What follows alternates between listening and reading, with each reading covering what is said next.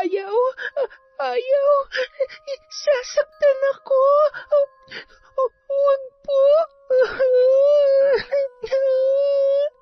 Shh! Huwag ka nang umiyak. Madali lang naman tong gagawin ko sa'yo. Huwag ka malikot para hindi ka masaktan. Magagalit si Ninong. Sige ka. Ang bango-bango naman ng inaanak ko. Napakaganda mo talaga, Myra. Hindi ko alam ang binibintang niyo sa akin, Aling Belen. Kahit ganito ako, tambay at lasinggero, hindi ko naman magagawa yan. Malinis ho ang konsensya ko. Huwag ka na magmaang-maangan pa. Alam ko namang hindi ka aamin sa kasalanan mo. Ngunit ito ang tandaan mo. Hindi ako papayag na hindi mo pagbayaran ang pambababoy mo sa anak ko. Aray, bakit hindi ako makaihi? Teka, ano nangyayari sa kargada ko? Ha? Emma, yung ano ko, tingnan mo, wala na. Bakit ang liit-liit na nito? Ang mga kamay ko, ano to? Butas-butas ang kamay ko. Uod! May uod! Taon 2015, Mindoro. Bandang 12:00 ng hating gabi sa isang baryo sa nasabing lugar. Nakakabingi ang katahimikan sa buong paligid. Mahimbing na ang mag-anak ni Mang Danilo habang ang lalaki ay hindi pa makatulog dahil sa iniinda nitong sakit.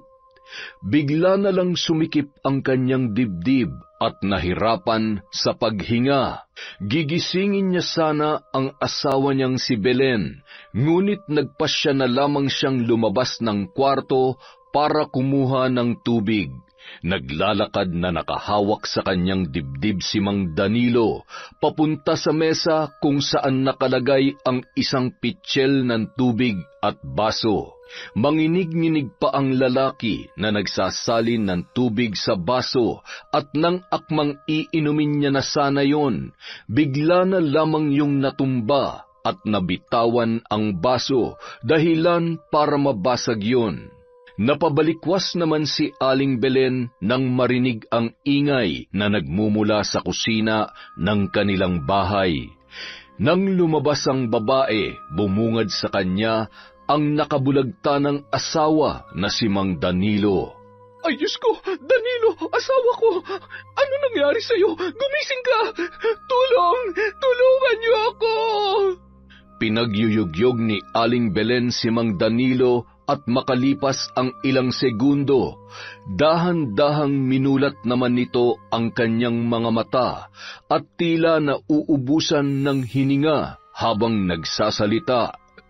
Asawa ko, ikaw na ang bahala sa mga anak natin. Huwag mo silang pababayaan.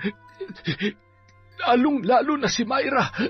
Alam mo naman ang kalagayan niya. Lagi mo siyang babantayan. Patawarin mo ko kung hindi ko na kayo maalagaan pa. Huwag ka mag-alala. Babantayan ko kayo kahit nasaan man ako. Mahal na mahal ko kayo ng mga anak natin.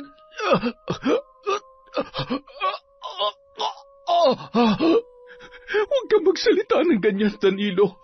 Dadalhin kita sa ospital. Hindi ka pa mamamatay. Hindi mo kami pwedeng iwan. Lumaban ka. Pakiusap, huwag mo kaming iiwan ng mga anak mo. Hindi ko kaya na mawala ka sa buhay namin. Danilo! Asawa ko!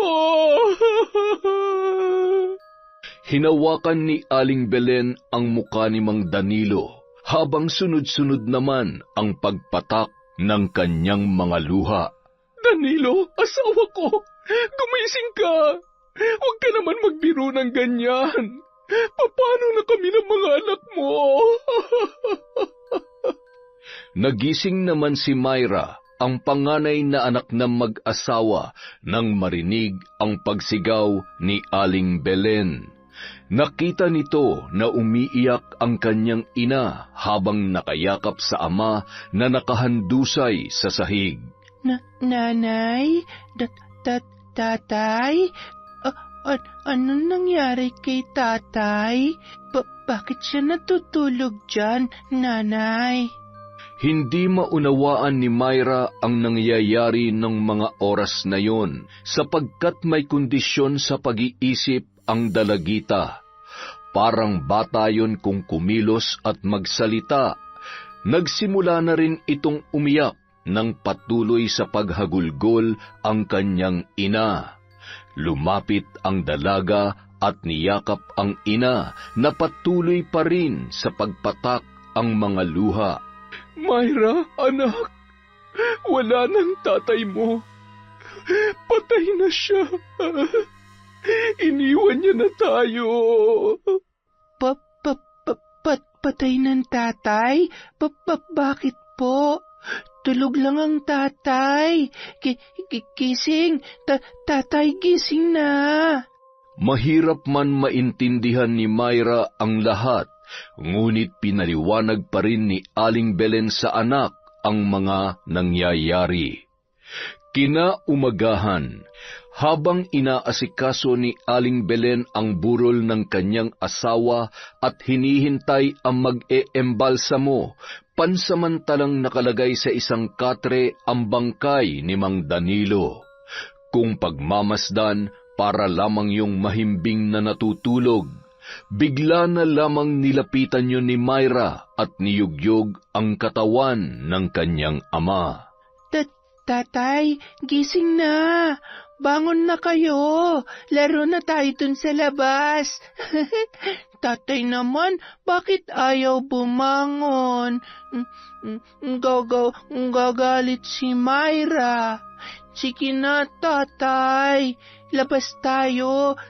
Samahan mo si Myra sa labas.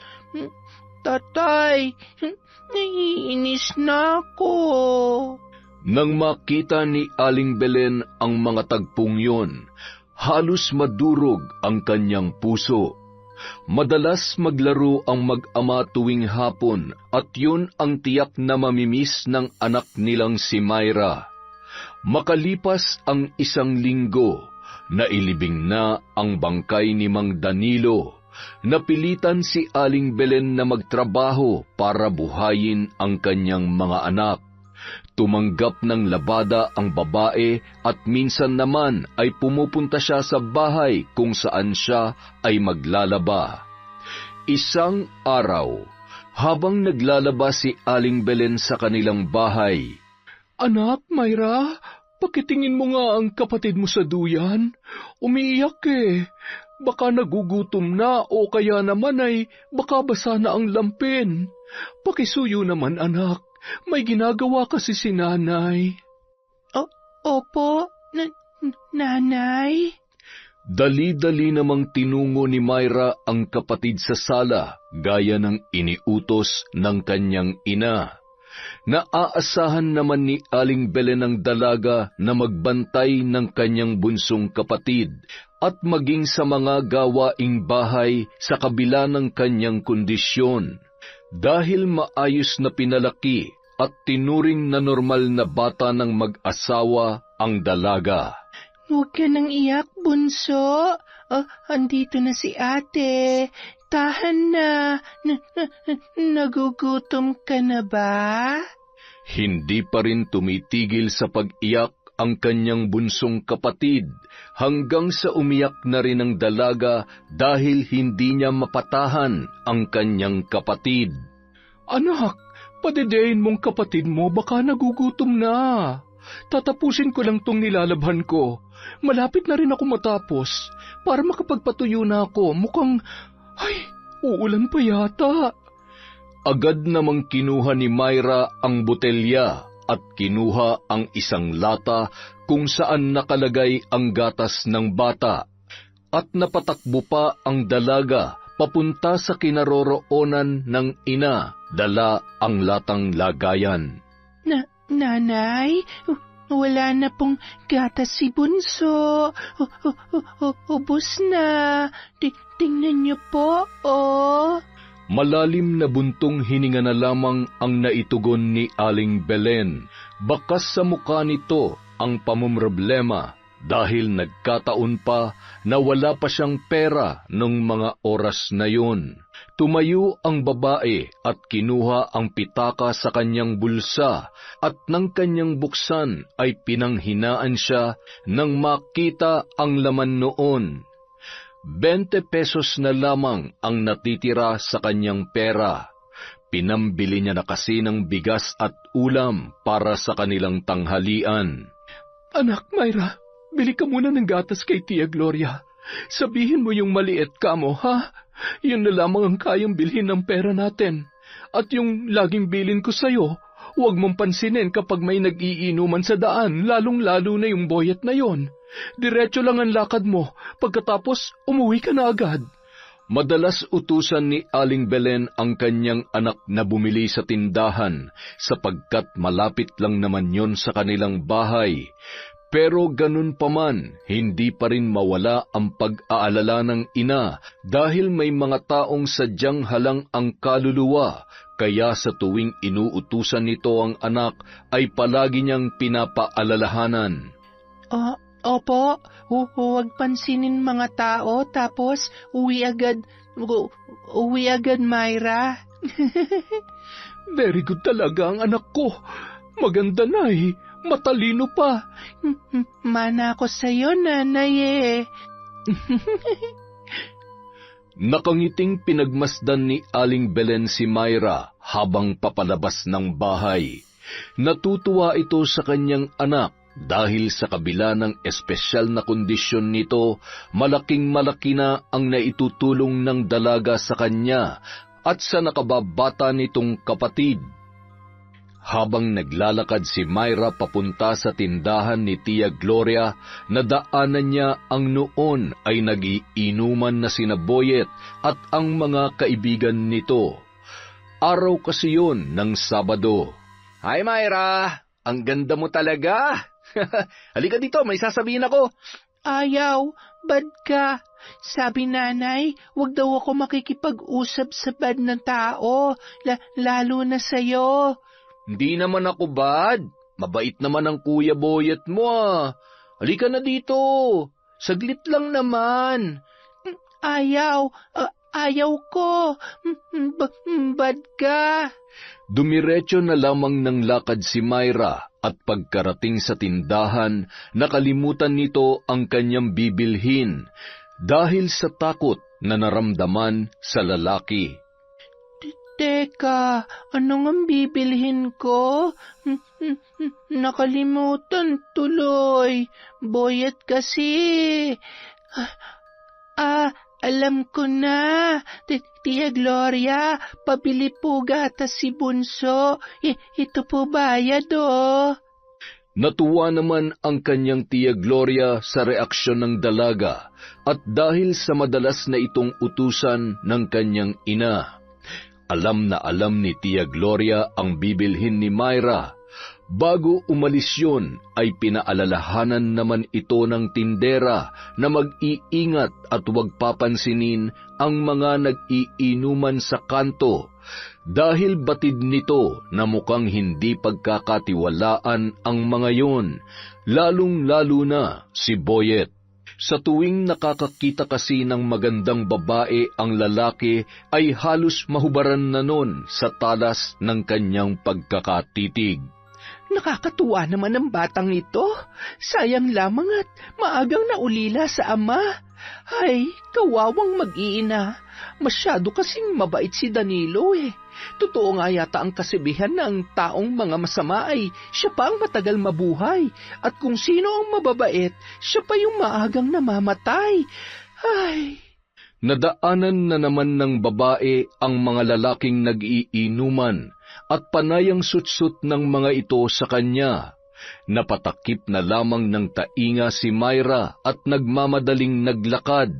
Nakatanaw naman si Aling Belen at inaabangan ang pagbabalik ng kanyang anak habang karga-karga at hinehele ang bunso na hindi pa rin tumitigil sa pag-iyak. Ay anak, bakit ka tumatakbo? May humahabol ba sa'yo? Ayos ka lang ba? Nanay, nandun si Kuya Boyet. Tawag niya ako. Ayaw lapit Myra kasi bad siya. Di ba, Nanay? Oo anak, tama lang ang ginawa mo. Huwag na huwag kang lalapit sa lalaking yon. Nakabili ka ba ng gatas ni Bunso? Akin na anak, ako na magtitimpla at baka matapon pa. Nagugutom na itong kapatid mo. Bakas sa mukha ni Aling Belen ang pagkabahala. Kung pwede lang sana na huwag niyang palabasin ng bahay ang anak dahil maaaring malagay sa peligro ang buhay nito, lalo na sa mga walang hiyang lalaki na walang ibang alam gawin kundi ang magpakalulong sa bisyo at magpakalunod sa alak. Isang araw, habang nagluluto si Aling Belen ng kanilang hapunan, nagpaalam si Myra na maglalaro sa labas ng kanilang bahay. Ayaw niya sanang payagan yun sapagkat hindi niya ito mababantayan, ngunit mapilit ang anak at umiiyak na yon. Minsan hindi ito maawat sa pag-iyak kapag hindi nasusunod ang kanyang gusto. Para mapatahan ay pinayagan na lamang ito ng kanyang ina. Sige anak, basta pangako mo sa akin na hindi ka lalayo. Naiintindihan mo ba ang nanay? Huwag matigas ang ulo, ha? Magagalit si nanay kapag hindi ka sumunod sa sinasabi niya. Maliwanag ba? Opo, Nanay. Yehey! Labas na si Myra! Lumabas na ang dalaga at pumapalakpak pa habang patalon-talon sa sobrang tuwa. Sakto namang napadaan si Boyet sa harap ng bahay ni na Aling Belen at natanaw ng lalaki si Myra na naglalarong mag-isa habang sinusuklayan ang kanyang laruang manika. Psst! Myra, gusto mo ng candy? Halika, lumapit ka sa akin. Marami akong dala dito sa bulsa ko. Halika na! Nag-aalangan na lumapit si Myra kay Boyet dahil sa sinabi ng ina nito na masama ang lalaki. Ngunit nang makita niya ang candy, natuwa ang dalaga at agad na lumapit sa lalaki. Ang ganda naman ng manika mo. Kasing ganda mo, Myra. Pwede ko bang hawakan niyang laruan mo? Mula ulo hanggang paang tinitigan ni Boyet ang dalaga. Akmang hahawakan niya na sana ang buhok nito nang matanaw ni Aling Belen at dali-daling lumapit sa kinaroroonan ng dalawa. Hoy Boyet, layuan mo si Myra. Subukan mong lumapit ulit sa anak ko at makikita mo. Ilang ulit ko bang sasabihin sa iyo na huwag kang lalapit sa kanya. Alam kong may binabalak kang masama kay Myra. Aling Belen naman, masyado naman marumi ang isip nyo. Wala naman akong ginagawa sa anak nyo At saka, mas lalong wala akong balak na masama sa kanya. Tigilan mo ako, Boyet. Alam kong hindi ka mapagkakatiwalaan. Binabalaan kita. Sa susunod na magtangka kang lumapit kay Myra, makakatikim ka sa akin. Wala akong tiwala sa pagmumukha mo. Sige na anak, pumasok ka na sa loob. Patawa-tawa lamang si Boyet habang pinagbabantaan ni Aling Belen. Nang makita nito na seryoso ang muka ng babae sa kanyang sinasabi, umalis na lamang ang binata at nginitian pa ng nakakainsulto ang ginang na labis namang ikinainis ni Aling Belen. Hindi rin maiwasan na sisihin ni Aling Belen ang sarili na hinahayaan na maglarong mag-isa ang anak. Mas lalo niyang naalala ang kanyang asawa dahil nung nabubuhay pa yon, palagi niyang binabantayan si Myra. Hindi niya tuloy maiwasan na pumatak ang mga luha at malungkot dahil sa kanilang kalagayan. Diyos ko, kayo na po ang bahala sa mga anak ko, lalong-lalo na sa panganay ko. Ingatan niyo po siya at ilayo sa anumang kapahamakan. Danilo, asawa ko kung saan ka man naroroon ngayon. Lagi mong bantayan ang mga anak natin. Miss na miss ka na namin, lalong-lalo na ng panganay mo. Isang araw, Nakatanggap si Aling Belen ng labada at pinapapunta ang babae sa bahay ng kanyang paglalabhan. Nakiusap naman siya kung pwedeng isama ang kanyang mga anak dahil walang magbabantay sa mga yon. Pumayag naman ang mag-asawa. Sa katunayan, nakakatulong din sa ina si Myra dahil marunong din siyang maglaba. Sa bahay ng mag-asawang sina Edwin at Elsa, ikinabit niya ang malaking tela na ginagawang duyan ni Aling Belen para sa bunso nitong anak. At nang makatulog na ang sanggol, sinimulan na ng mag-ina ang paglalaba. Si Aling Belen ang nagsasabon ng mga damit, habang si Myra naman ang nagbabanlaw. Ayaw kasi ni Elsa na malabhan ang kanilang mga damit sa washing machine dahil ayaw niyang madaliin, lalong-lalo na ang kanyang mga panlakad. O anak, baka pagod ka na. Si nanay na lamang ang tatapos nito. Tulungan mo na lang ako mamaya magsampay. Sige na, magpahinga ka na. Bantayan mo na lamang ang kapatid mo at baka magising at mahulog sa duyan. Hindi po. Kaya pa ni Myra. Tulungan ko po kayo. Kawawa naman kayo kapag hindi tulong, Myra. Ang bait talaga ng panganay ko, oo. Pakurot nga ako sa pisngi. Ang swerte naman ni nanay dahil may anak akong napakaganda, mabait at napakasipag pa. Isang matamis na ngiti at konting tawa ang itinugon ni Myra nang kurutin siya ng kanyang ina. Natuwa ang dalaga dahil nalagyan ng bula ang kanyang muka mula sa kamay ng kanyang nanay. Hindi nakatiis si Myra at pinaglaruan nito ang mga bula na nagmumula sa kanilang nilalabhang mga damit. Nanay talaga, gigil niyo naman si Myra eh. Nauwi na lamang sa tawanan at kulitan ang paglalaba ng mag-ina. Inabutan naman ng pagkain ni Elsa ang magnanay at natuwa si Aling Belen dahil sadyang mabait talaga ang kanilang ipinaglalaba. Binitawan muna nina Aling Belen at Myra ang kanilang labahin. Kumain muna sila saglit at pagkatapos ay agad silang bumalik sa kanilang ginagawa. Samantala, nakatanaw naman si Mang Edwin at malagkit na titig ang tinugon kay Myra na nooy nagsasampay ng kanilang nilabhang damit. Tinitigan ng lalaki mula paa hanggang ulo ang dalaga. Mababasa sa mukha nito ang pagnanasa sa maputi at bilugan na mga hita ng babae. Nakita naman ni Aling Belen ang ikinilos noon. May samanyakis naman pala itong asawa ni Ma'am Elsa. Kung makatitig para nang hinuhubaran si Myra. Mga lalaki talaga. Makakita lang ng maputing hita ay naglalaway na. Anak, ako na magsasampay dyan. Maupo ka na lang dito at tapusin mo na itong binabanlawan ko.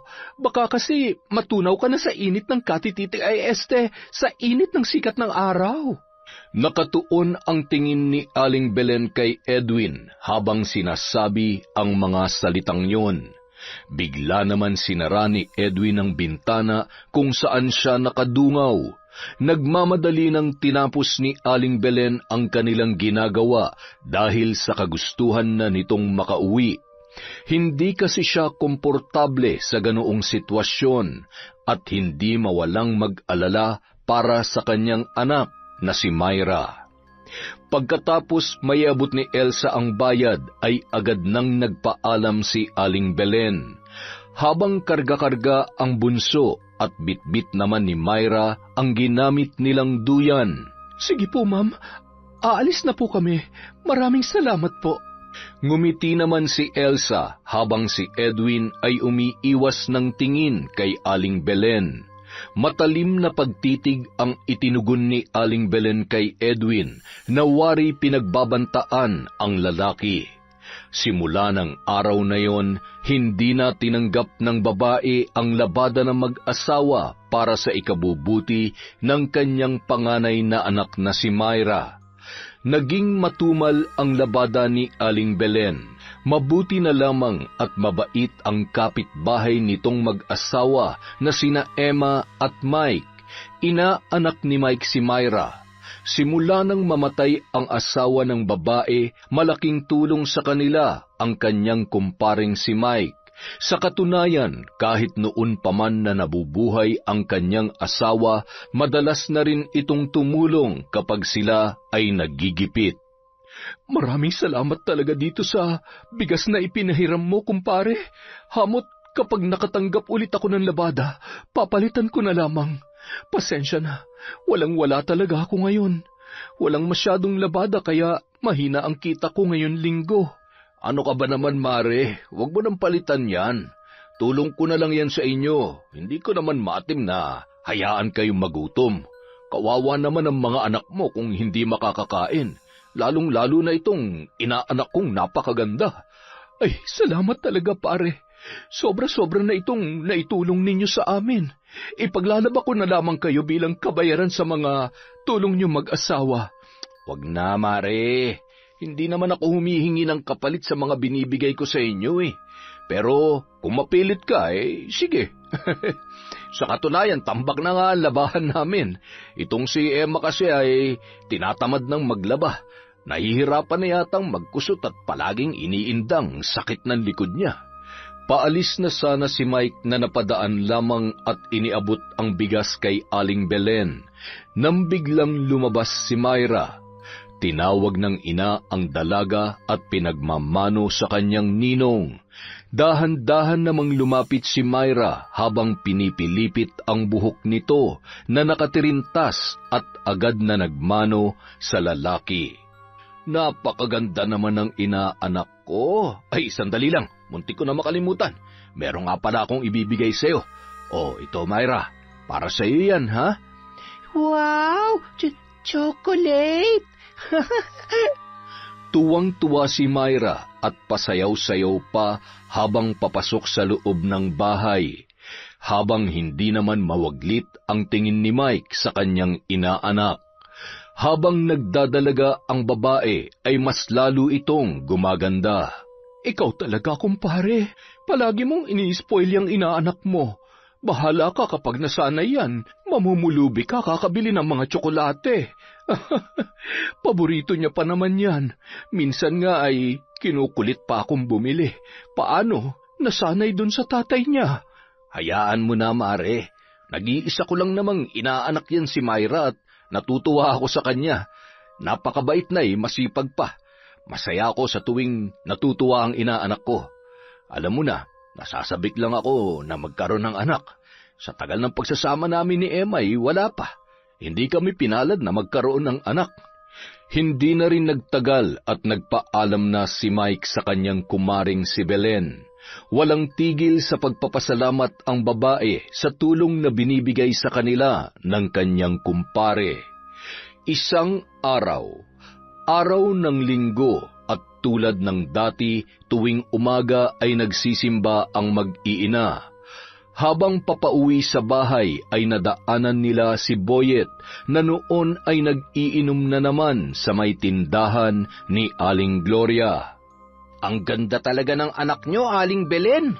Sayang, kung wala lang siyang kondisyon sa pag-iisip ay matagal ko nang niligawan niyang si Myra. Pwede ba, Boyet? Tigil-tigilan mo nga ang anak ko. Kaaga-aga wala kang ibang magawa kundi ang maglasing. At kung nagkataon man, bakit sa tingin mo ba papayag akong ligawan mo ang anak ko? Ano mapapala sa iyo ni Myra? Ni kahit nga siguro pagligo hindi mo kayang gawin. Tingnan mo nga itsura mo. Sa tingin mo may babae bang magkakagusto sa iyo? Kung tulad mo lamang naman ang mapapangasawa, ay mas mabuti pang tumandang dalaga. Ba, sakit niyo naman yata magsalita, Aling Belen ah. Wala namang personalan, naliligo naman ako 2 beses pa nga 2 beses sa isang linggo. Napuno ng tawanan ang lugar kung saan nag-iinuman sila Boyet. Maging ang mga kaibigan nito ay hindi mapigilan na mapahalakhak. Ewan ko sa iyo, Boyet. Puro ka kalokohan. Sa susunod na pagtripan mo ang anak ko, malilintikan ka na talaga sa akin. Matagal na ako nagtitimpi sa iyo, ha? Habang kinakausap ni Aling Belen si Boyet, nakatago naman sa kanyang likuran si Myra. Halata sa kanyang mga kilos na natatakot sa binata, kaya mas lalong nainis si Aling Belen sa lalaki. Pinandilatan saka umalis ang mag-iina habang naiwan na napakamot ng ulo ang binata. Napakasungit talaga nung aling yun. Nakakatakot kung magalit. Parang kayang pumatay ng tao. Kinabukasan, maagang gumising si Aling Belen para maaga ring masimulan ang kanyang paglalaba. Nagluto muna siya ng kanilang agahan bago niya sinimulan ang kanyang gagawin. Sinamantala ng ina ang pagkakataon habang mahimbing pang natutulog ang kanyang mga anak, lalong-lalo na ang kanyang bunso. Mabuti na lamang at tulog na tulog pa ang bunso ko. Kailangan ko na magmadali nang sa ganun ay marami pa akong matapos na gawain. Tiyak na kapag nagising siya ay ilang oras na naman na magpapakarga. Mamaya ko na lamang gigisingin si Myra. Napasarap din ang tulog at, ay humihilik pa. Nakakatuwa talaga ang dalaga ko.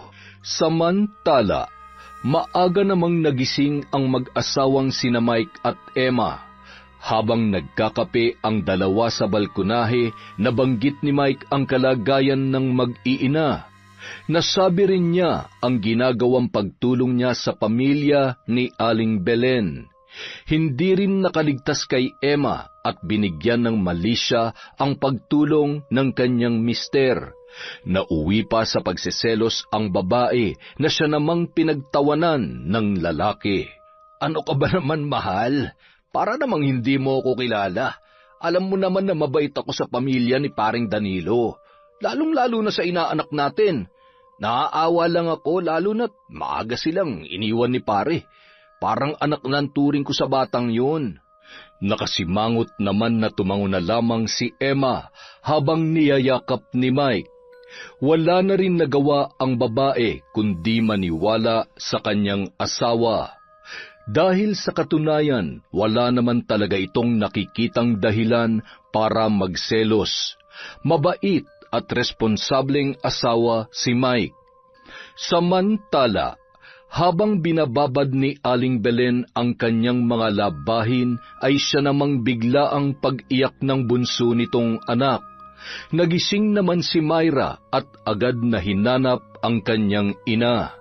Anak, may tinimpla na akong gatas. Nasa may mesa.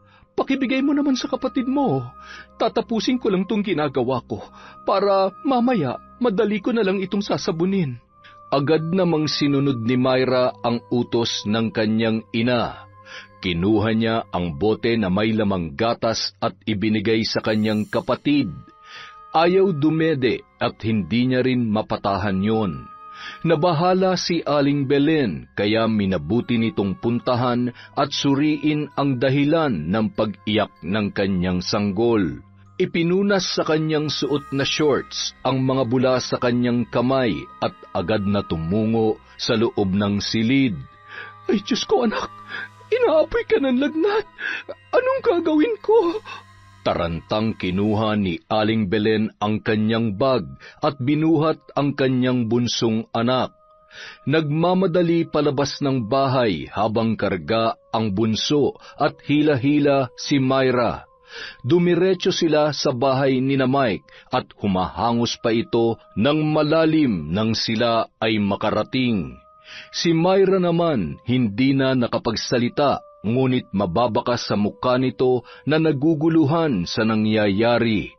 Napatayo naman sa kinauupuan si Mike nang marinig nito ang boses ng kanyang kumare. Tao po! Mike! Emma! Magandang umaga! Pagkarinig ni Mike sa boses ni Belen, agad itong tumungo sa pintuan at pinagbuksan ang babae. Nanlaki ang kanyang mga mata. Nababakas niya ang pag-aalala sa mukha ng kanyang kumare. Oh, mare, ano nangyari? Saan kayo pupunta? Hindi na ako magpapaligoy-ligoy pa, pare. Pwede ba akong makisuyo sa inyo mag-asawa? Pwede ko ba munang iwan dito si Myra? Kailangan ko lang dalhin sa ospital itong bunso ko. Ang taas ng lagnat niya eh. Mahihirapan kasi ako kapag sinama ko pa si Myra. Hindi ko naman pwedeng iwan mag-isa sa bahay. Alam mo naman ang kondisyon niya. Wala naman akong ibang pwedeng mapag-iwan sa kanya. Ay, ano ka ba naman, Mare? Sige na, lumakad ka na. Kami na ang bahala sa inaanak ko. Mag-iingat kayo, ha? Sige pare, salamat. Anak, dito ka lang muna sa ninong at ninang mo, ha? Tumango-tango na lamang si Myra. Kahit ganoon ang kondisyon ng dalaga ay madali rin naman itong nakakaintindi. Habang kinakausap ni Mike si Myra, biglang natigilan sila nang marinig ang pagkulo ng tiyan ng babae. Oh, ay mukhang nagugutom na yata ang inaanak ko ah. Opo, nagugutom na po ako, Ninong. Gusto nang kumain ni Myra. Dahil napakaaga pa ng oras na yon ay hindi pa kumain si Myra kahit na makahigop man lamang ng kape, kaya ganoon na lamang ang gutom na kanyang nararamdaman. Halika sa kusina, kumain ka muna. Umupo ka rito. Sandali lang at ipagtitimpla kita ng gatas. Mukhang gutom na mga alaga mo dyan sa tiyan ah. Alaga? May alaga po ako sa tiyan, Ninong. Paano po sila nakapasok dito sa tiyan ko? Napatawa na lamang ang lalaki at sinabing nagbibiro lamang siya. Dahil kung ipapaliwanag niya pa kay Myra ang sinasabi nito, baka abutin pa siya ng ilang oras bago maintindihan ng dalaga. Ipinaghain niya na lamang ang babae at pinagtimpla ng gatas na maiinom. Samantala, nakakunot noon naman ang asawa ni Mike habang pinagmamasdan ang magninong. Hindi na lamang ito umimik dahil alam niya na pagtatalunan lamang nila yon kung kokontrahin niya ang asawa. Hinayaan niya na lamang ang lalaki dahil nakikita niya naman ang saya sa mga mukha nito kapag nakakasama ang kanyang inaanak. Para kasing tunay na anak na kung ituring ni Mike si Myra. Sa kabilang banda, pagkababa ng tricycle na sinakyan ni Aling Belen ay tumungo na sila sa emergency room ng ospital at agad na pinatingnan ang kanyang anak. Mabuti na lamang at kaunti ang pasyente. Agad na naasikaso ng mga nurse na naka-duty ang kanyang bunsong anak. Kinailangan i-confine ang bata dahil sobrang taas ng lagnat nito. Pagkatapos malagyan ng swero ay tinurukan ng gamot para bumaba ang lagnat ng sanggol. Huwag na po kayo mag-alala, Nanay. Hindi naman po gaanong malala ang sakit ng anak nyo. Mabuti na lamang at naidala nyo agad sa ospital at agad na nabigyan ng gamot pampababa ng lagnat. Kailangan po muna namin siyang obserbahan ng ilang oras. Kung maayos naman po ang resulta ng lab niya, makakauwi rin po kayo mamayang hapon. Dahil sa sinabi ng nurse, natitiyak ni Aling Belen na gagabihin na siya ng uwi. Kaya minabuti nitong tawagan si Mike para ipaalam sa lalaki ang kanilang sitwasyon. Pare, pasensya ka na kung malaki ng abala ko sa inyo mag-asawa, ha? Baka gabihin kaming makauwi. Kailangan pa daw obserbahan ng bunso ko bago kami makalabas. Ikaw munang bahala sa inaanak mo, ha? Pasensya na talaga. Sobrang nahihiya na ako sa inyo, lalo na sa asawa mo. Pero wala talaga akong pwedeng ibang pagkatiwalaan na magbabantay kay Myra eh. Salamat ha. Pakisabi na rin kay Maring Emma. Mabait naman yan si Myra kaya hindi mahirap bantayan. Kailangan lang talaga may magtingin-tingin sa kanya. Baka lumabas ng bahay at pumunta sa kung saan. Ano ka ba naman, Mare? Huwag mo na nga intindihin yan. Di ba sabi ko naman sa'yo, handa kaming tumulong sa abot ng kaya namin mag-asawa. Tsaka, huwag mo nang alalahanin si Emma. Naiintindihan niya naman ang sitwasyon ninyo. Maraming salamat talaga sa inyo, pare. Kung wala kayo, hindi ko alam ang gagawin ko. Ang hirap ng buhay kapag mag-isa ka lamang na nagtataguyod ng pamilya. Ano ba yan? Naiiyak tuloy ako. Pasensya ka na pare, naging emosyonal na naman ako. Ay teka, nandyan ba si Myra? Pwede ko ba siyang kausapin? Ay, teka, sandali lang mare. Tatawagin ko lang ha. Agad naman na lumapit si Myra at binigay ni Mike ang telepono sa dalaga. Hello Myra, anak, si nanay to. Diyan ka muna sa ninong mo ha. Mamaya pang gabi makakauwi si nanay at si Bunso. Magpakabait ka sa ninong at ninang Emma mo ha. Susundin mo mga sasabihin nila sa'yo. Huwag matigas ang ulo. Opo, nanay. Oh, sige na. Ibigay mo ng telepono sa ninong mo. Mike, maraming salamat pare ha. Dadaanan ko na lamang siya dyan mamaya pag pauwi na kami. Pagsapit ng tanghali, napansin ni Mike na mukhang naiinitan si Myra, kaya napagpasyahan nitong sabihan ang babae na maligo. Inutusan ni Mike ang asawa na kumuha ng damit na hindi na ginagamit at ibigay kay Myra para pamalit sa kanyang suot. Sinabayan na rin niya ng tuwalya. Pinakiusapan pa ni Mike si Emma na kung pwede, siya na ang mag-asikasong magpaligo sa dalaga, ngunit tinaasan lang siya ng kilay nito at mukhang hindi sang-ayon sa kanyang sinabi. May gagawin pa ako, tsaka malaki na yan. Kaya niya na maligo mag-isa. Ano ka ba naman, Emma? Alam mo naman ang kalagayan niya. Kaya siguro hindi tayo nabibiyayaan ng anak dahil ganyan ang ugali mo. Kaya nakakahanga talaga si Belen. Paano niya kaya nakakayanan ng mag-alaga ng 2 anak?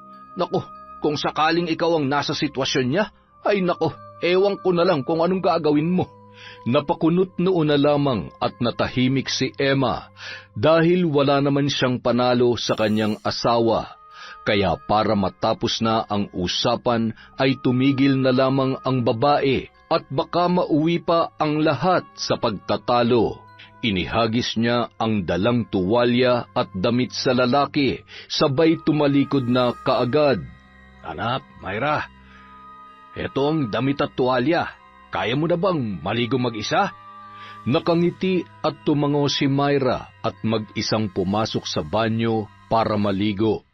Samantalang umupo na lamang sa sala ang asawa ni Mike na si Emma at nanood ng TV. Nakisali na rin si Mike habang hinihintay na matapos maligo ang kanyang inaanak. Pagkatapos maligo ni Myra, kinuha nito ang nakasabit na tuwalya at pinulupot sa kanyang katawan, saka lumabas ng banyo at tumungo sa sala.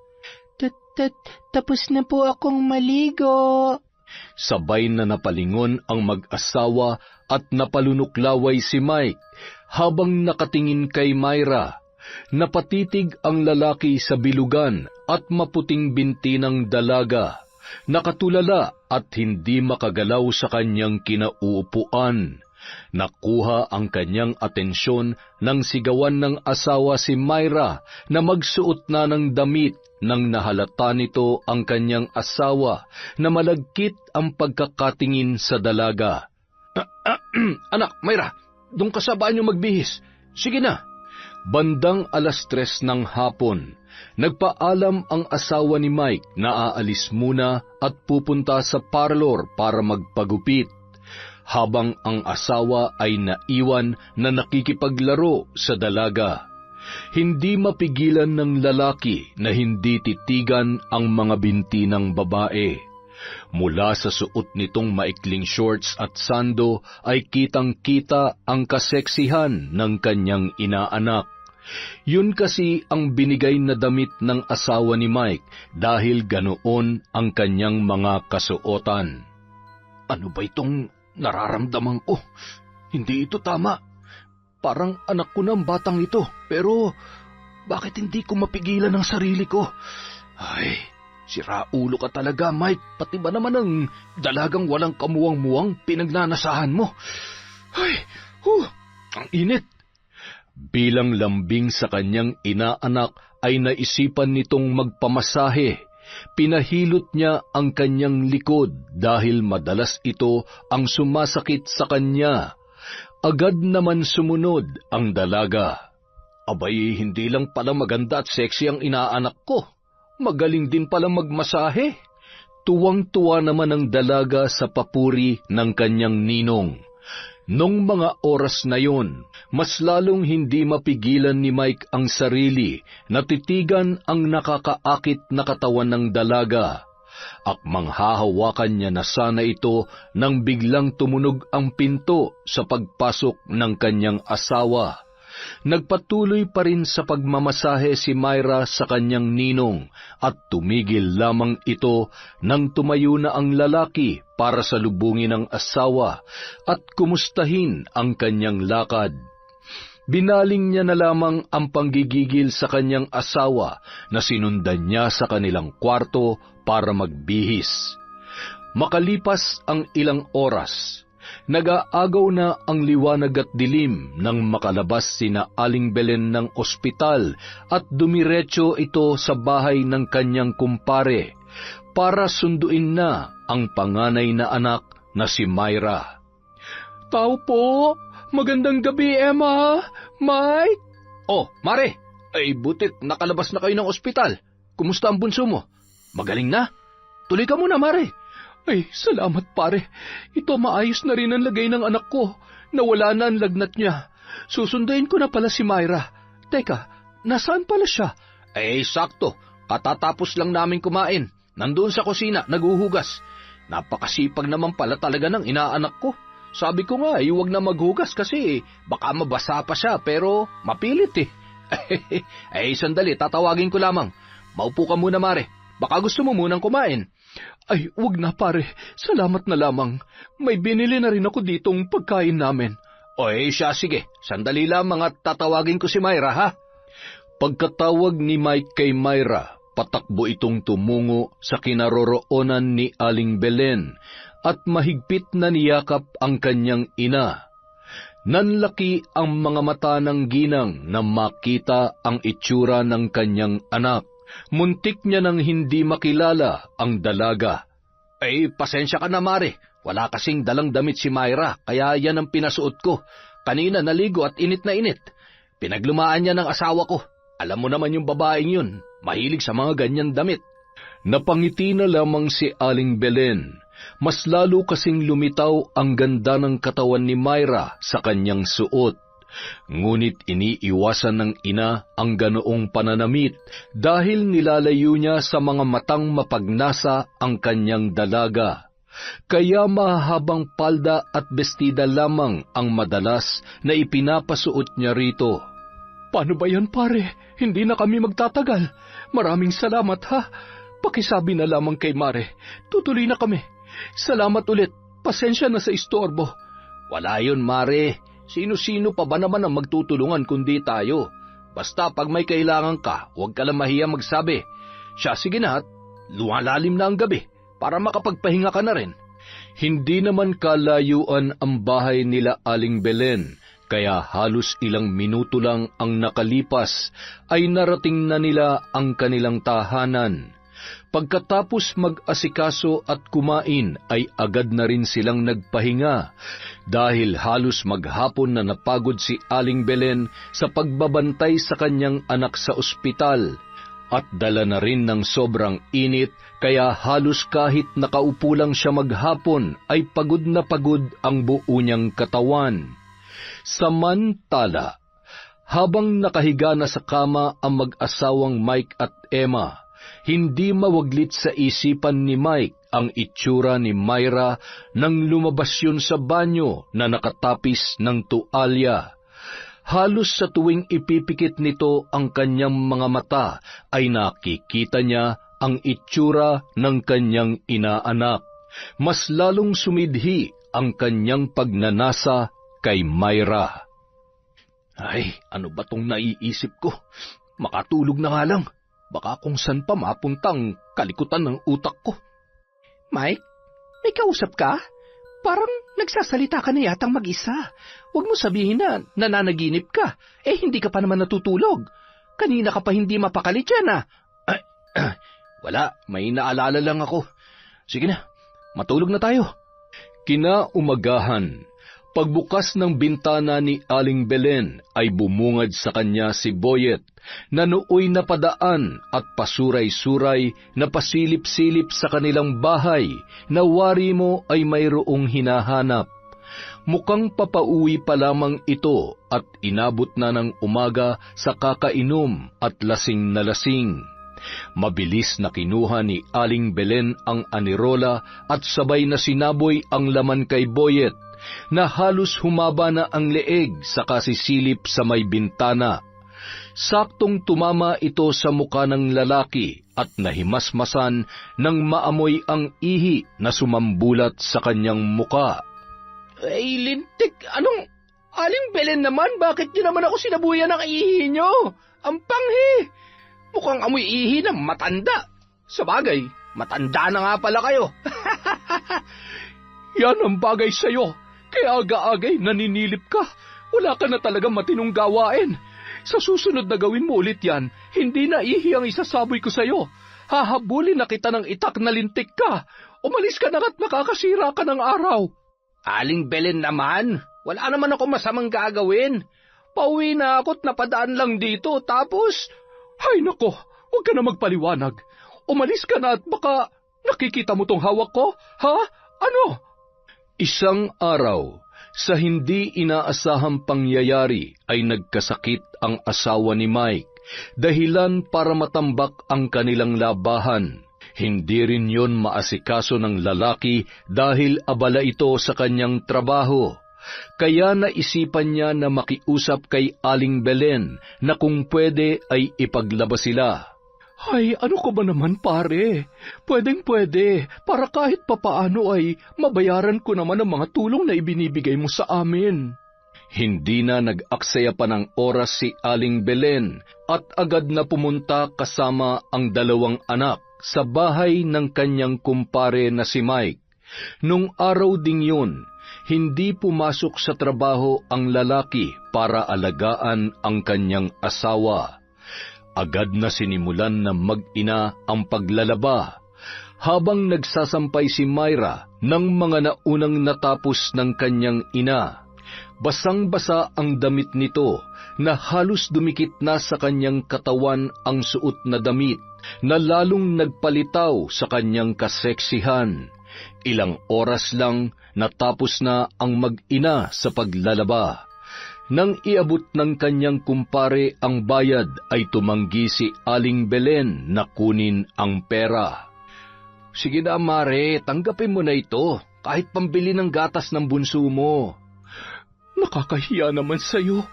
Ito na nga lang sana ang alam kong paraan para makabayad sa mga tulong mo ay. Tapos, binabayaran mo pa ako. Ano ka ba naman, Mare? Ilang ulit ko bang sasabihin sa iyo na huwag mo na yung isipin?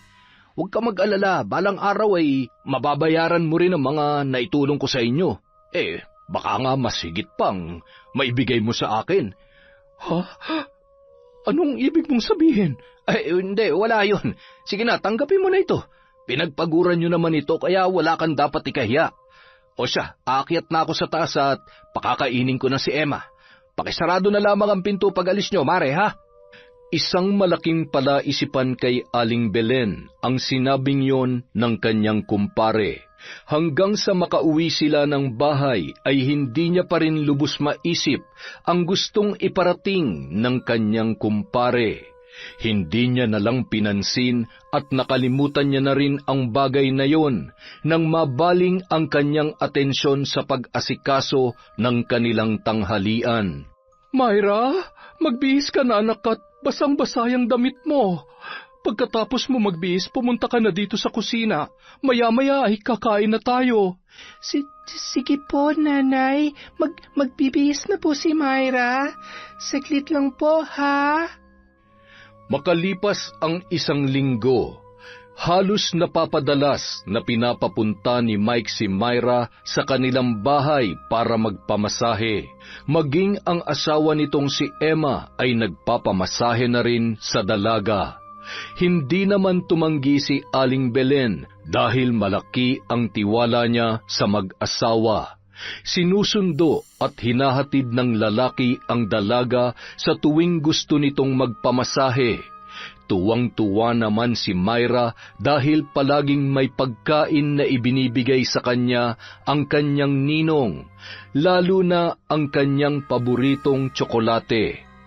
Tuwang-tuwa at pumapalakpak pa si Myra habang ibinibida sa kanyang ina ang kanyang mga tsokolating dala. Natutuwa naman si Aling Belen dahil kahit papaano ay napupunan ng kanyang ninong ang pangungulila nito sa kanyang ama. Isang araw, kumakagat na ang dilim. Papauwi pa lamang ng bahay si Mike. Medyo nakainom ang lalaki at pasuray-suray. Nang mga oras ding yon ay papauwi na rin si Myra galing sa tindahan. Nagpumilit ang dalaga na lumabas at bumili ng gamot para sa kanyang ina na masakit ang ulo. Oh, Myra, anong ginagawa mo dito sa labas? Gabi na at bakit mag-isa ka lang? Masakit po ang ulo ni nanay, kaya binili po siya ng gamot ni Myra.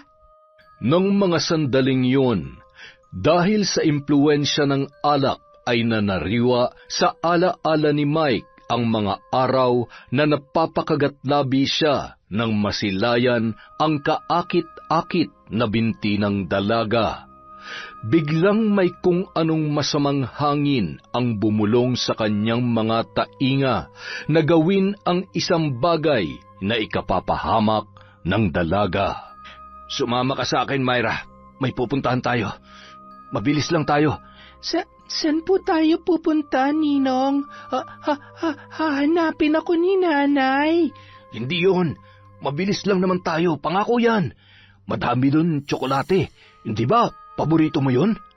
Dahil sa narinig ng dalaga, hindi na ito nag-usisa pa at sumama na sa kanyang ninong Mike.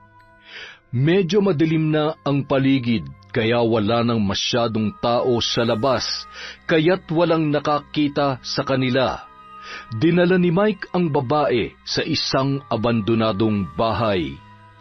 Ano pong gagawin natin dito, Ninong? Nasaan po tayo? Shh! Huwag ka maingay.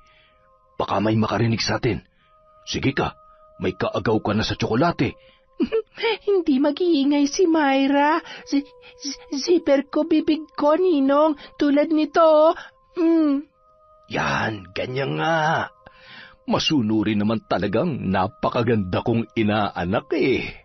Ilang sandali pa, nagsimula ng hawakan ni Mike ang mga binti ng dalaga. Pilit nung itinataas ang paldang suot ni Myra at naramdaman noon ang pagdampi ng mga palad ng kanyang ninong kaya napaatras yun. Ha? Ninong, ano pong ginagawa niyo? Uuwi na, Myra. Natatakot na po si Myra. Mamaya na, maglalaro muna tayo. Tagu-taguan. Magtago ka, tapos hahanapin kita. Ha? Ayaw ni Myra. Madilim dito, Ninong. Uuwi na po si Myra.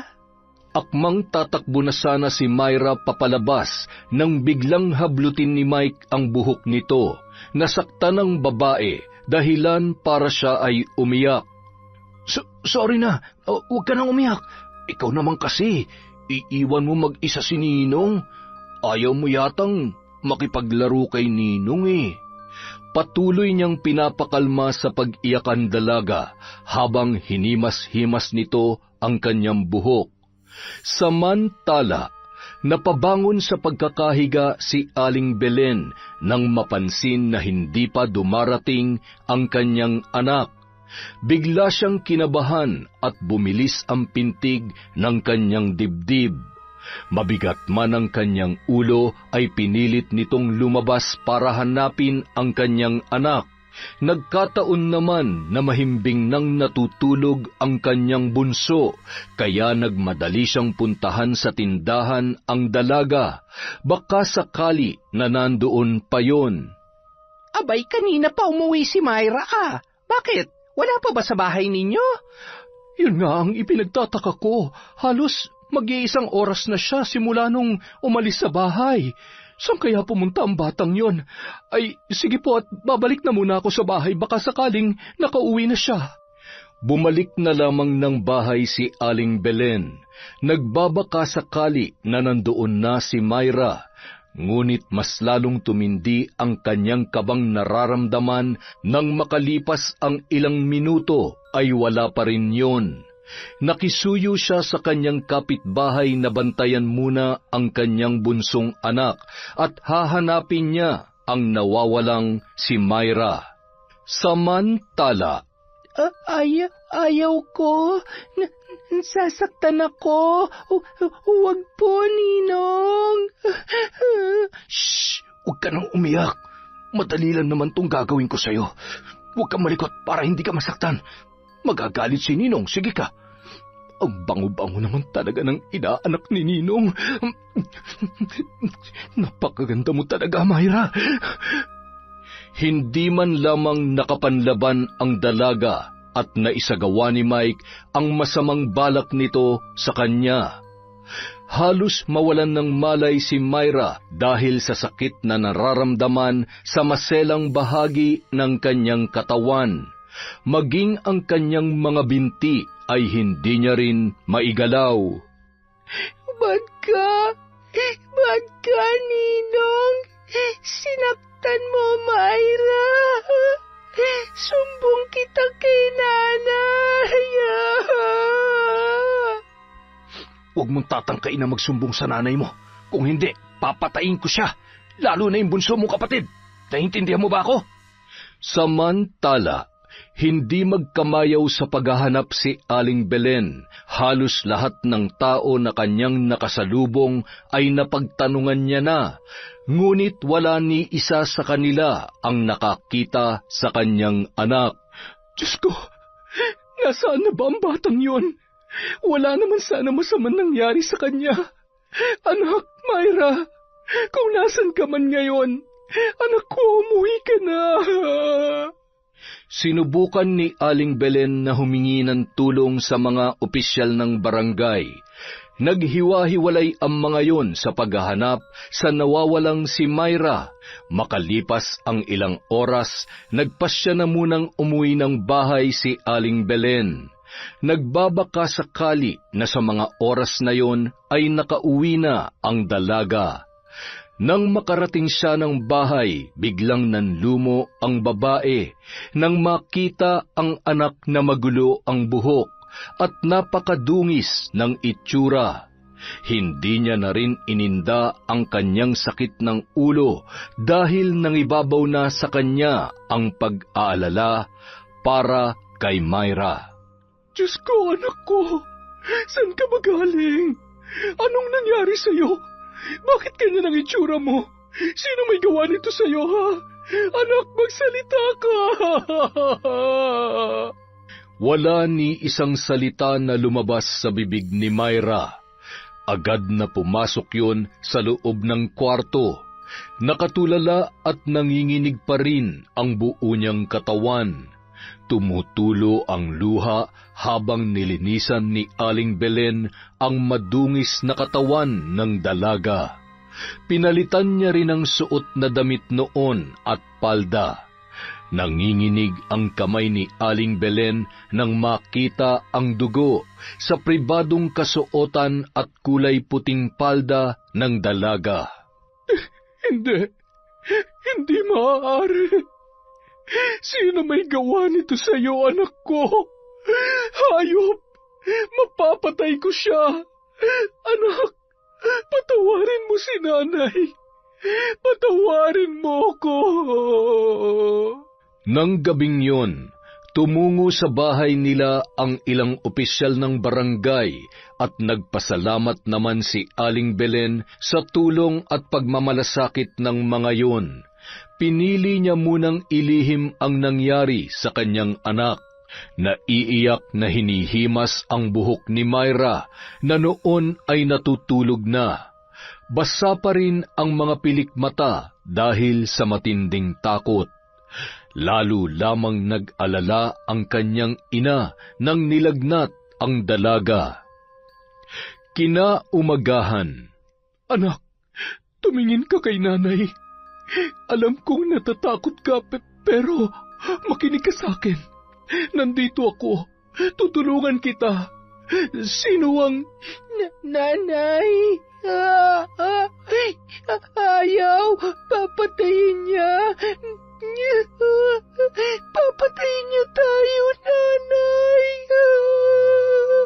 Anak, hindi totoo yan. Tinatakot ka lamang niya.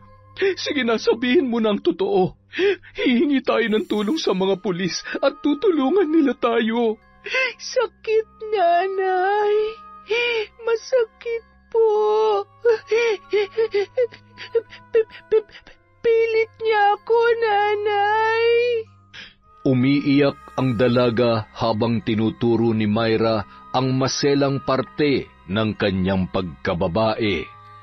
Parang dinudurog ang puso ni Aling Belen dahil sa nangyari sa kanyang panganay na anak. Hindi na yon pinilit pa ng ginang dahil mas lalo lamang yung mahihirapan at matatakot. Sa pagkakataong yon, isa lang ang pumasok sa utak ni Aling Belen na maaaring gumawa noon sa dalaga. Si Boyet, ang tanging naiisip niya na may masamang motibo sa kanyang anak. Nagngingit-ngit na pinuntahan ni Aling Belen ang bahay ni Boyet. Sinipa niya ang pinto at dumiretso sa makalat na kwarto ng binata.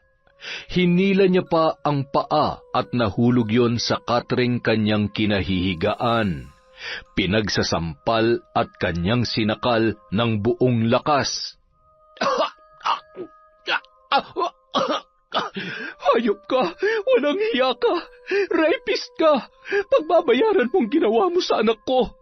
Hindi ka na naawa sa kalagayan niya! Masahol ka pa sa hayop! Binaboy mong anak ko! Papatayin kita!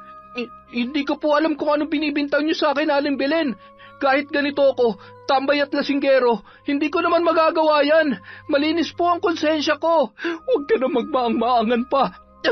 Alam kong hindi ka naman naaamin sa kasalanan mo. Ngunit ito ang tatandaan mo. Hindi ako papayag na hindi mo pagbayaran ang pambababoy mo sa anak ko. Mabubulok ka sa bilangguan. Ayoko po. Hindi nga po ako. Hindi ako pwede makulong. Ayoko.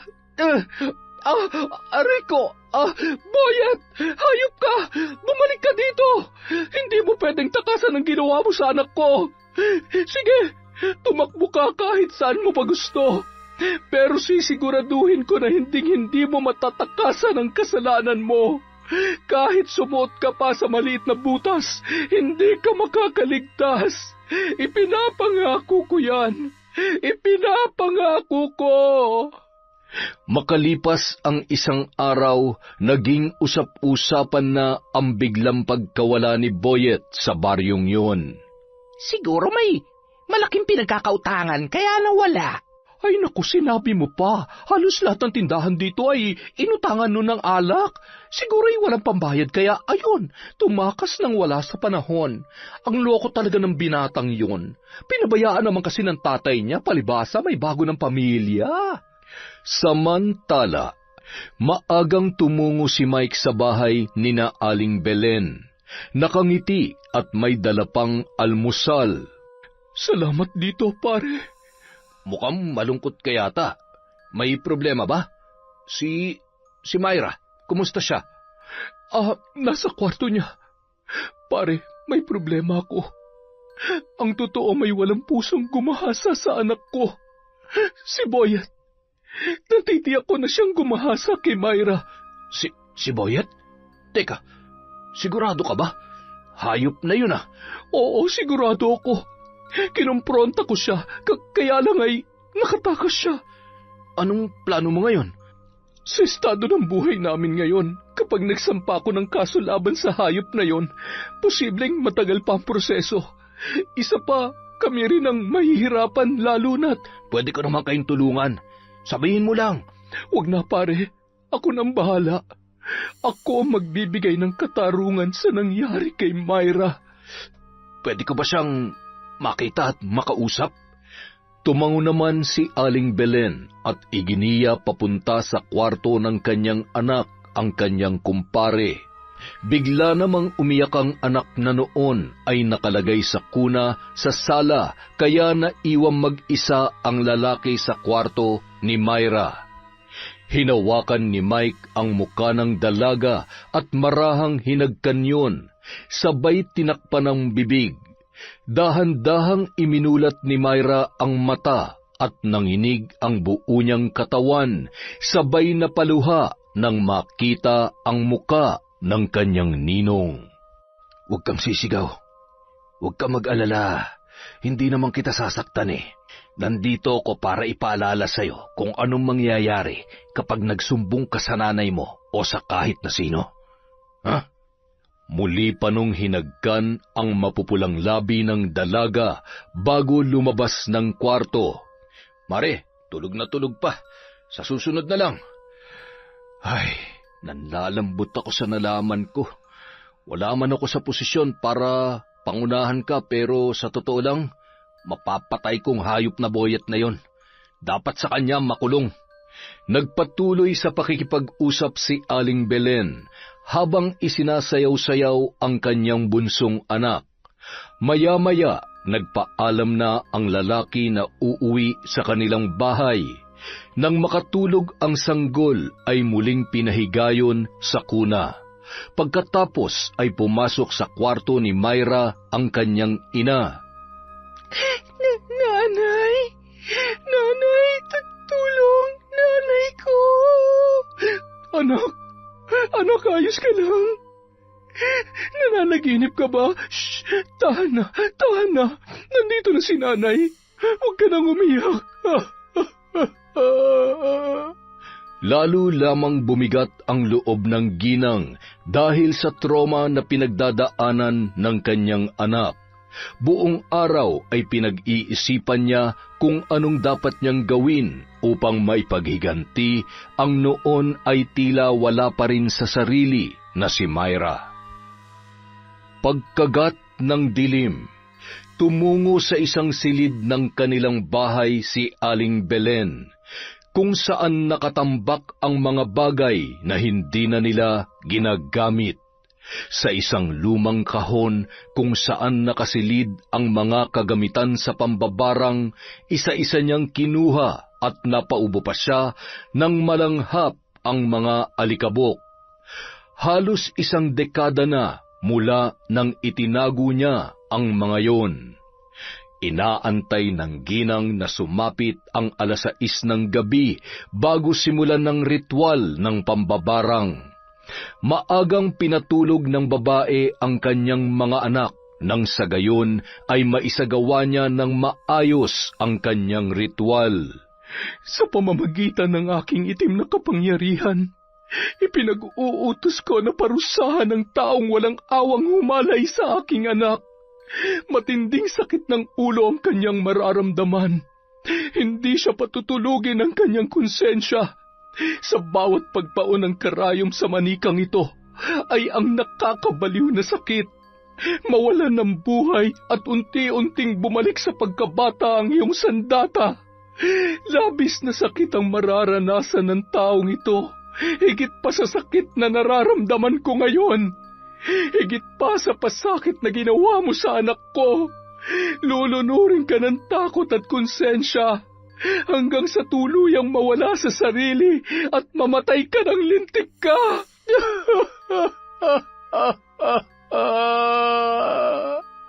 Samantala, sobrang alinsangan ang naramdaman ni Mike. Sa katunayan ay naligo pa yon pagkatapos maghapunan. Pagkahiga ay nagpaikot-ikot lamang yon sa kanyang higaan at hindi pa rin mapalagay. At sa tuwing pinipikit nito ang kanyang mga mata, ay mukha ni Myra na labis ang pagmamakaawa ang kanyang nakikita. Napapahawak rin siya sa puson dahil sa sobrang pananakit noon na hindi niya maipaliwanag kung bakit. Maya-maya pa, nagising si Emma nang sumigaw ng malakas ang kanyang asawa. Aray! Parang tinutusok ng karayom ang ulo ko at ang puson ko. Ano bang nangyayari sa akin? Emma, tulungan mo ko! Taranta namang tinulungan ni Emma ang kanyang asawa, ngunit hindi nito alam ang kanyang gagawin, lalo na nang makita nito na halos inuuntog na ni Mike ang ulo sa pader at namimilipit na yon dahil sa sobrang sakit. Kumuha ng gamot sa sakit sa ulo si Emma at pinainom ang kanyang asawa. Hindi naman tumalab ang gamot, sa halip mas lalo pa yung lumala. Nakatulog na lamang yon sa kakaiyak. Kinaumagahan, nagising si Aling Belen dahil sa tumatawag sa labas ng kanilang bahay. Kasama nun ang matalik niyang kaibigan. Napakunot noo siya, sabay hinawakan ang muka ni Boyet at ang kamay noon. Wala man lamang yung bakas ng kanyang pambabarang. Aling Belen, pasensya na po kung tinakbuhan ko kayo noong nakaraan. Natakot po kasi ako eh. Pero handa po akong patunayan sa inyo na hindi talaga ako ang gumahasa kay Myra. Kasama ko po kahapon si Louie. Maniwala po kayo sa akin. Totoo po yun, Aling Belen. Crush niya po talaga si Myra, pero hindi niya naman po magagawa yung sinabi ninyo. Gago lang po yan, pero takot naman po yan makulong. Mukhang nagsasabi siya ng totoo. Hindi siyang nakatanggap ng sumpa. Ibig sabihin, sige na, makakaalis na kayo. Siguraduhin mo lamang na nagsasabi ka ng totoo. Tandaan mo, nakakamatay na ang pagsisinungaling ngayon. Tumango-tango na lamang ang dalawa at papaalis na sana yun nang biglang, kaya ko pong humarap sa anak niyo para patunayan na hindi po talaga ako ang... Ay, lintik! Sinabi ko nung umalis na kayo. Pinapaalis ka na nga eh. Humihirit ka pa. Teka lang ha. Gusto mo bang nasa na ba yung arinola ko? Ay, naku po Diyos ko. Ha, halika na. Dalian mo, Louie. Baka malason tayo dyan. Sige po, alis na po kami. pagkaalis ni Boyet at ng kanyang kaibigan ay sinundan pa sila ng tingin ni Aling Belen habang nag-iisip at medyo naguguluhan. Dinampot niya ang walis tingting at tumungo sa labas ng kanilang tarangkahan. Maya-maya, natanawan niya ang mga taong nagkukumpulan mula sa di kalayuan.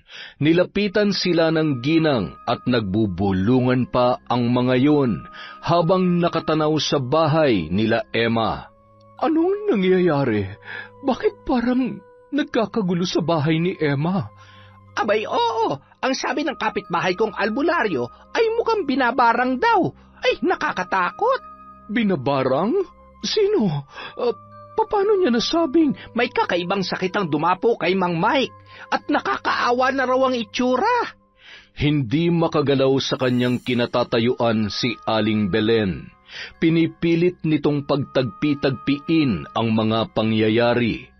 Bakit kay Mike dumapo ang barang na ginawa niya? O nagkataon lamang na dinapuan din ito ng sakit? Para makasiguro ang babae, minabuti niyang puntahan sa bahay ang lalaki para matiyak kung tama nga ang kanyang hinala. Nang makapasok siya sa bahay ni Mike, ay paalis na rin ang mga taong naroon. Nanlaki ang mga mata ni Aling Belen nang makita niya ang kalagayan ng kanyang kumpare. Hayop ka! Ikaw ang gumahasa sa anak ko! Anong pinagsasasabi mo, Mare? Bakit mo naman sa akin binibintangan nangyari sa anak mo? Alam mo naman na parang anak ko na si Myra at hindi ko kayang gawin yun sa kanya. Siguraduhin mo nagsasabi ka ng totoo dahil nasisiguro kong sarili mong kasinungalingan ang tatapos sa buhay mo. Pinaghahampas naman ni Emma ang asawa niya nang marinig ang mga sinabi ni Aling Belen. Mariin namang itinatanggi yun ni Mike at pinipilit ang kanyang asawa na wag maniwala. Naguguluhan ng sobra si Aling Belen. Nagmamadaling umalis at umuwi ng bahay. Pagdating sa kanyang bahay ay mahinahon niyang kinausap ang anak at pinaamin kung ang ninong Mike nito ang gumawa noon sa kanya. Panginginig at pag-iyak lamang ang itinugon ng dalaga na isa lamang ang nais ipahiwatig. Ang lalaking pinagkatiwalaan niya ang humalay sa kanyang anak. Samantala, labis ang kaba na nararamdaman ni Mike dahil natitiyak niya na nabisto na siya ng kanyang kumare. Nagngingit-ngit sa galit habang nakakuyom ang kamao na bumalik si Aling Belen sa bahay ni Mike at isang malakas na sampal ang kanyang pinakawalan. Hayop ka! Paano mo to nagawa sa inaanak mo? Itinuring ka niyang ama tapos ikaw lang din pala ang sisira ng buhay niya. Wala kang puso. Hindi kita mapapatawad. Demonyo ka! Magdurusa ka! Teka, sandali. Patawarin mo ko, Belen. Hindi ko naman sinasadya. Lasing ako noon at hindi ko alam ang ginagawa ko. Pinagsisisihan ko na nagawa ko. Patawarin. Pagkatapos ng ginawa mo sa anak ko, saan ka kumukuha ng lakas ng loob na humingi ng tawad? Ito ba ang sinasabi mong kabayaran sa lahat na naitulong mo sa amin? Ito ba? Pwes, ngayon pa lamang. Gusto kong itatak mo dyan sa kukote mo na maniningil din ako sa kasalanan mo. Gulat na gulat si Emma sa kanyang mga natuklasan. Napahagulhol na lamang yun at hindi malaman ang gagawin ng mga oras na yun. Lumuhod pa yon at nakiusap kay Aling Belen. Itinulak siya ng ginang sabay dinuraan ang mag-asawa bago yon umalis ng bahay. Pagsapit ng gabi, muling nagsagawa ng ritual ang ginang.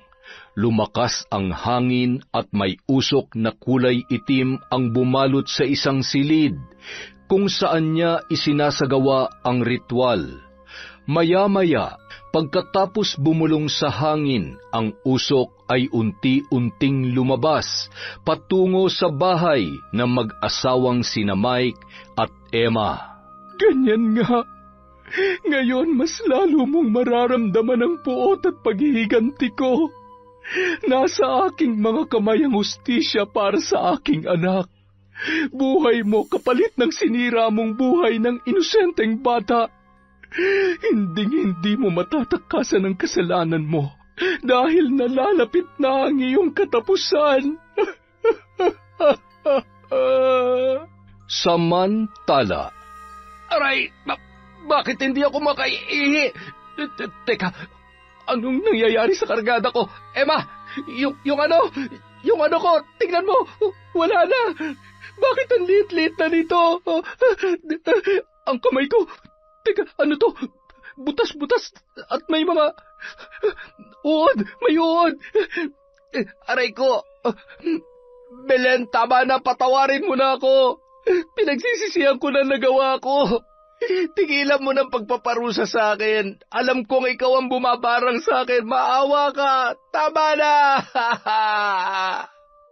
kahit galit si Emma sa kanyang asawa, ay nangibabaw pa rin ang awa nito. Kaya minabuti niyang dalhin yon sa isang magaling na albularyo para ipagamot. Labis ang galit ng taong gumawa nito sa iyo. Malakas ang kanyang kapangyarihan, pero susubukan kong kontrahin siya sa abot ng aking makakaya. Gawin niyo po ang lahat para gumaling ako. Handa ako magbayad kahit magkano. Basta mabuhay lang po ako at bumalik sa normal itong... Gamit ang benditadong kwintas, umusal ng panalangin ang matandang albularyo, at gamit ang bahagyang pinainitang bagay na yari sa bakal, dahan-dahan yung idinampi sa maselang bahagi ng parte ng kanyang pagkalalaki. Napapahiyaw naman sa sakit ang lalaki sa bawat pagdampi noon.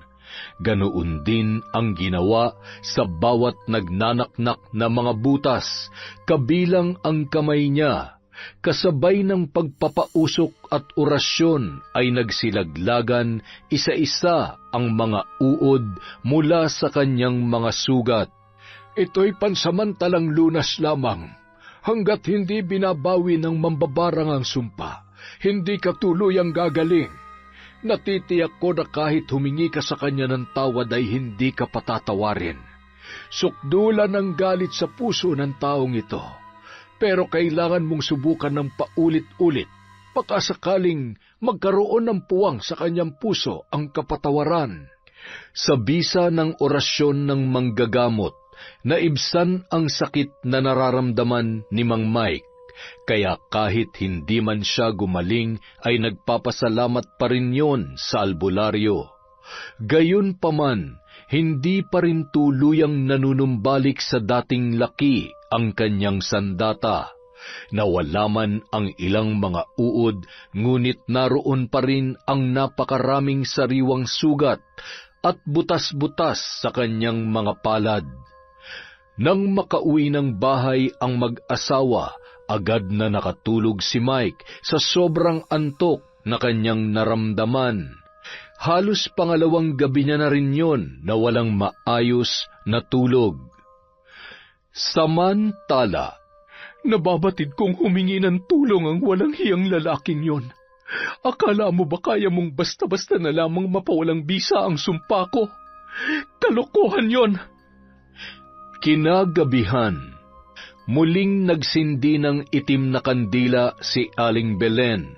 Lumuhod at binuka ang kanyang mga kamay, sabay nag-usal ng kakaibang mga salita. Kasabay ng malakas na hangin ay ang nakakakilabot na halakhak na pinakawalan ng ginang. Sa kabilang banda, halos ilang oras pa lamang na nakakatulog si Mike, ngunit nagising na naman ito na humahangos dahil sa paulit-ulit na dumadalaw sa kanyang panaginip ang isang bruhang mambabarang na nakakasindak at nakakabingi ang boses, at sinabayan pa ng matinding sakit ng kanyang ulo at puson. Halos maglupasay na ito sa sahig dahil sa hindi na nito makayanan ang kanyang nararamdamang sakit. Aray, tama na! Tigilan mo na ako! Parang awa mo na, Belen. Kung gusto mo, patayin mo na lang ako. Para matapos ng paghihirap kong ito, hindi ko na kaya. Huwag kang mag-alala. Darating tayo dyan. Gusto ko munang ipalasap sa iyo ang hirap at sakit na dinanas ng anak ko. O di ba ngayon, nararanasan mo ng pakiramdam ng sinasaktan ang kahinaan. Pakiramdam ng walang sapat na lakas para lumaban. Halos ganun na ganun din ang nararanasan ni Myra. Lagi itong nagigising sa kalagitnaan ng kanyang mahimbing na pagtulog. Lagi niyang napapanaginipan ang nangyari sa kanya nung gabing yon. Habang tumatagal, mas lalong lumalala ang kalagayan ng dalaga. Palaging tulala at umiiyak dahil sa tromang sinapit noon sa kamay ng kanyang ninong. Makalipas ang 1 linggo, halos araw-araw na pabalik-balik ang mag-asawang Emma at Mike sa albularyo para magpagamot. Kahit alam nilang walang kasiguruhan na gagaling, ay hindi pa rin sinusukuan ni Emma ang kanyang asawa. Isang araw, malubhang-malubha na ang kalagayan ni Mike, hanggang sa siya na mismo ang sumuko na magpagamot. Ayoko na, Emma. Wala nang pag-asa na gagaling pa ako. Kahit humingi pa ako ng tawad kay Belen, hindi niya babawiin ang sumpa. Tanggap ko na ang aking magiging kapalaran. Ito ang tanging kabayaran sa kasalanang nagawa ko sa inaanak ko. Siguro nga'y dapat lamang na mangyari ito sa akin. Pagod na ako. Ngunit hindi pumayag si Emma at kinumbinsi si Mike na puntahan si Aling Belen para humingi ng tawad. Kung kinakailangang lumuhod at halikan nito ang paa ng babae para lang patawarin ng lalaki. Ngunit tulad ng kanyang sinabi, nabigo sila na makuha yon. Walang kapatawaran ang ginawa mo sa anak ko. Para mo na rin siyang pinatay.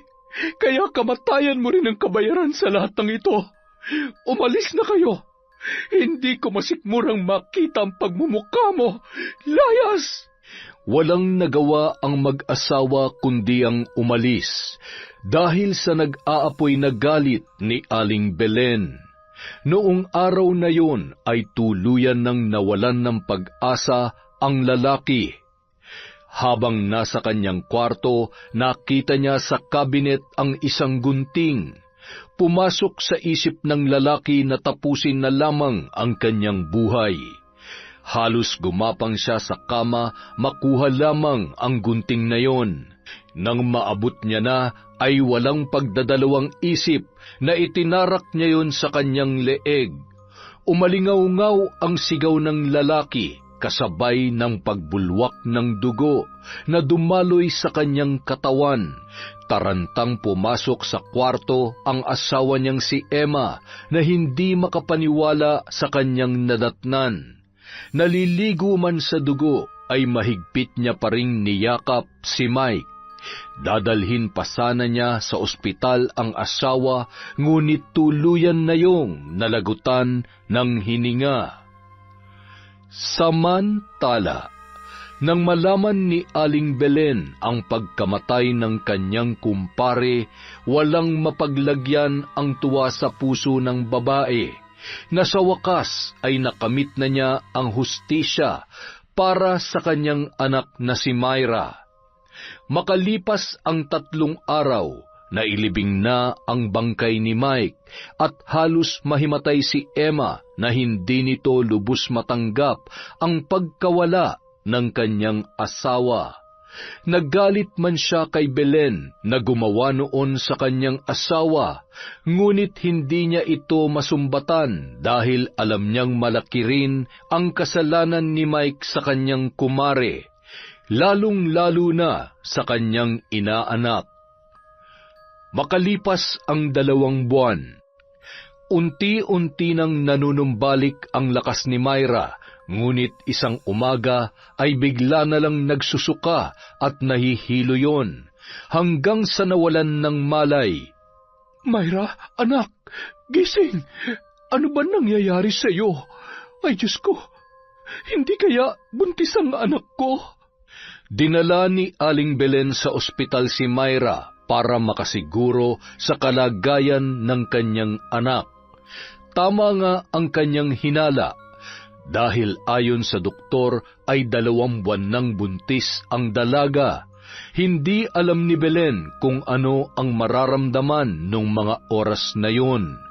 Gayon din kung paano ipapaliwanag sa kanyang anak ang kanyang sitwasyon. Nanay, nasan po ako? Bakit ako nandito? Bakit ka umiiyak, nanay? Napalingon yon sa isang doktor na halos kasing laki at kasing tangkad ni Mike. Muli na naman naalala ng dalaga ang mapait na pangyayari. Kaya nagwala na naman yon. Mabuti na lamang at agad na napakalma ng kanyang ina.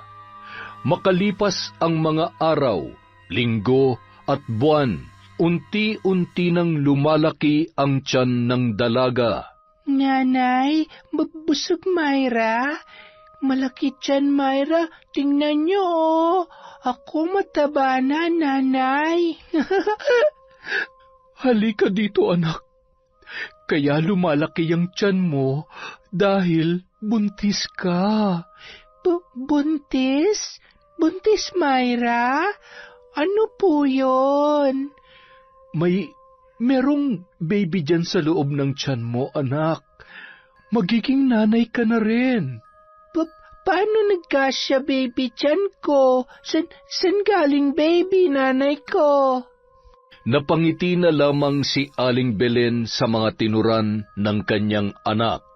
Sa kabila ng kanyang sitwasyon, kahit papaano ay bumabalik na ang dating sigla ng dalaga.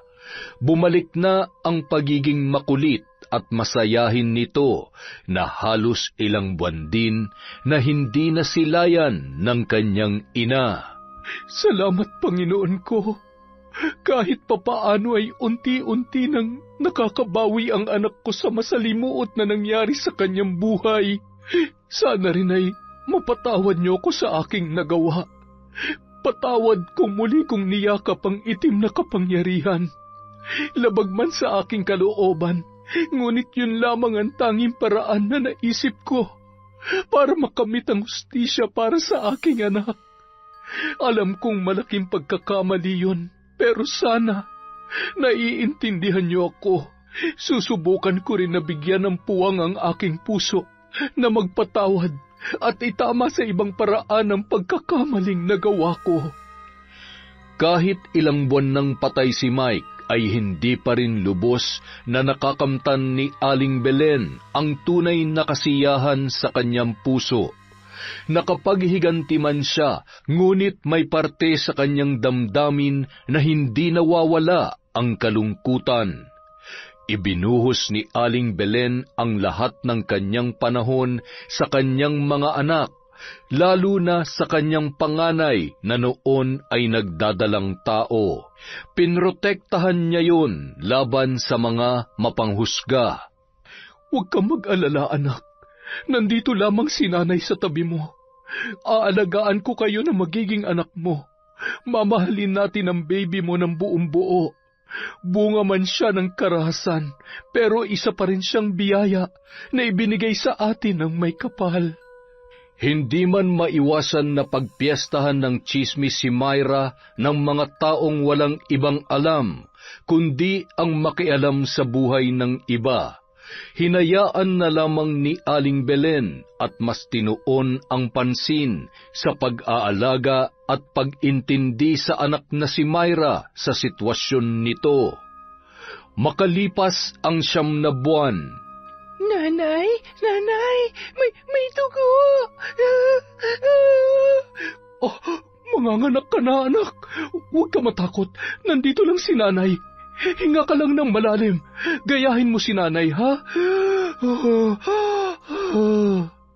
pilit na pinapakalma ni Aling Belen ang anak na si Myra na noon ay hindi na magkamayaw sa pag-iyak dahil sa umaagos na likido sa kanyang mga binti kasabay ng paghilab ng kanyang tiyan.